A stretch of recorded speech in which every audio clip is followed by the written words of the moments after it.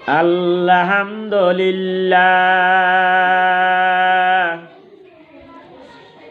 আলহামদুলিল্লাহি নাহমাদুহু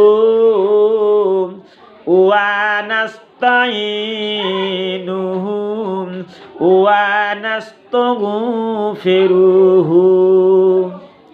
সমস্ত প্রশংসা, সমস্ত তারিফ সেই মহান আল্লাহ তাবারক তাআলার জন্য, যে আল্লাহ চন্দ্র সূর্য বানাইল, এত সুন্দর আকাশটা বানাইছে, ওই আল্লাহর প্রতি আমরা সবাই বলি আলহামদুলিল্লাহ। যে নবীকে সৃষ্টি না করলেন দুনিয়ার মধ্যে কোনো কিছুই হয়তো না, সেই নবীর প্রতি আমরা সবাই বলি সাল্লাল্লাহু আলাইহি ওয়াসাল্লাম।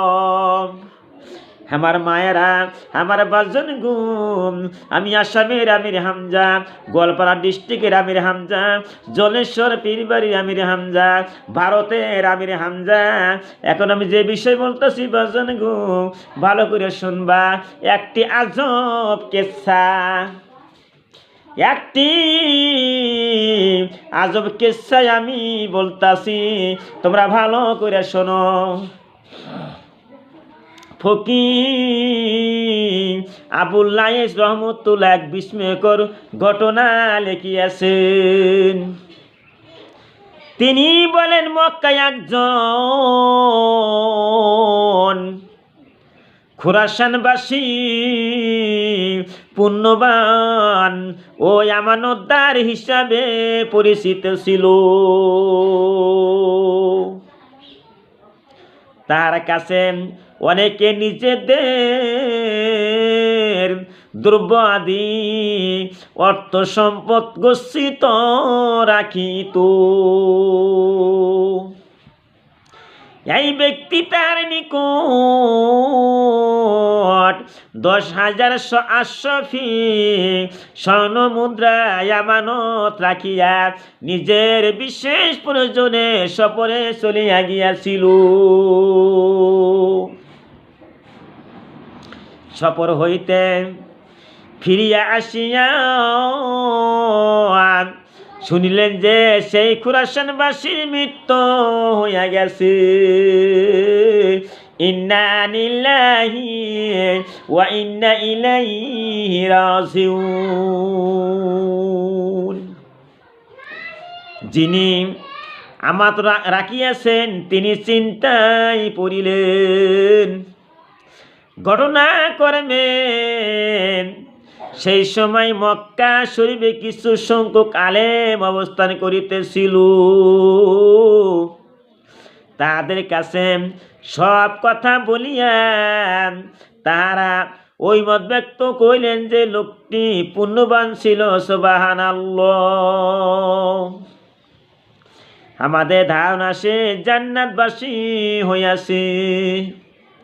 তুমি এক কাজ করো, অর্ধেক রাত অথবা রাতের 2/3 কাটিয়া যাওয়ার পর তুমি জমজম কূপের ধারে যাইয়া তাহার নাম ধরিয়া ডাকিবে এবং তাকে নিজের আমানত সম্পর্কে জিজ্ঞাসা করিবে। লোকটি 3 দিন যাবত এইরূপ করিয়াও কোনো সাড়া পাইল না। উলামাদের নিকটিয়া জানাইল, তাহারা ইন্না লিল্লাহি পড়িয়া বলিলেন, লোকটি জান্নাতি কিনা এই ব্যাপারে আমাদের আশঙ্কা হইতেছে। যাক, তুমি অমক উপত্যকায় গমন করো। লোকটি সেই উপত্যকায় গিয়া মৃত ব্যক্তিকে ডাক দিলে। আরে প্রথম আওয়াজে জবাব আসিল যে, তোমার আমানত আমি যত স্থানে গচ্ছিত রাখিয়া আসিয়াছি।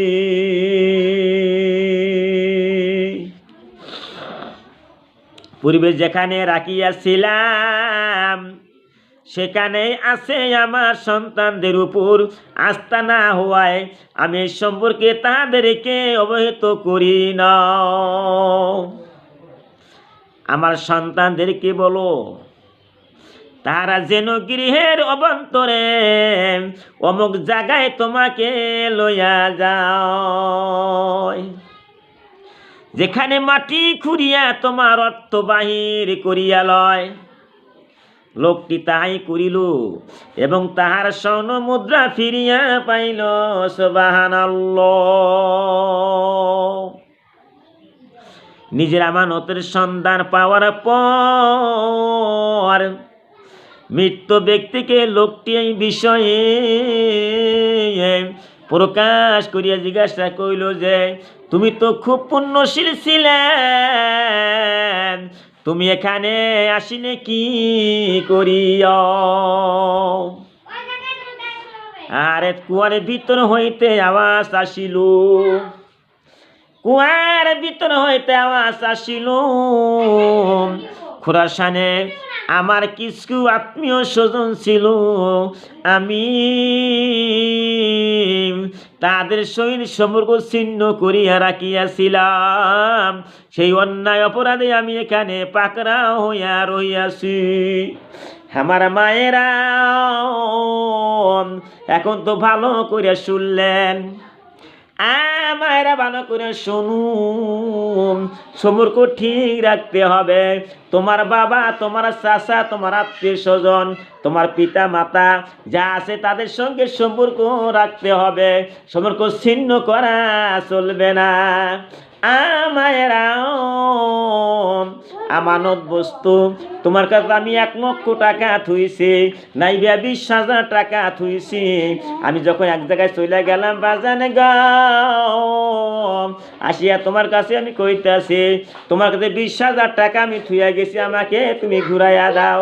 কিন্তু তুমি বলতা চাও যে তোমার টাকা তো আমি নেই নাই, তাহলে যে 20,000 টাকা থুইয়া দিছে তার কলজার মধ্যে আঘাত লাগবে, কোন ঠিক কিনা? আমার বন্ধুরে, আমানত খিয়ানত করা চলবে না। আমার নবী বুখারী হাদিসের মধ্যে বলতাছেন, বন্ধুরে তোমরা বুখারী হাদিস পড়ো, পবিত্র কোরআন শরীফ পইরা পইরা দেখো। বুখারী হাদিসের মধ্যে আমার নবী ঘোষণা করে থুইয়া গেলাম, ওই ব্যক্তি মুনাফিক যে ব্যক্তি আমানতকে খিয়ানত করে।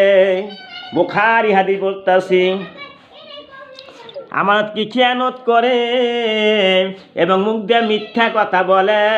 আর এই সমস্ত কাম করলে, মুখ দিয়ে মিথ্যা কথা বললে, অঙ্গীকার ভঙ্গ করলে, এগুলা মুনাফিকের খাতায় নাম পড়ে যায়।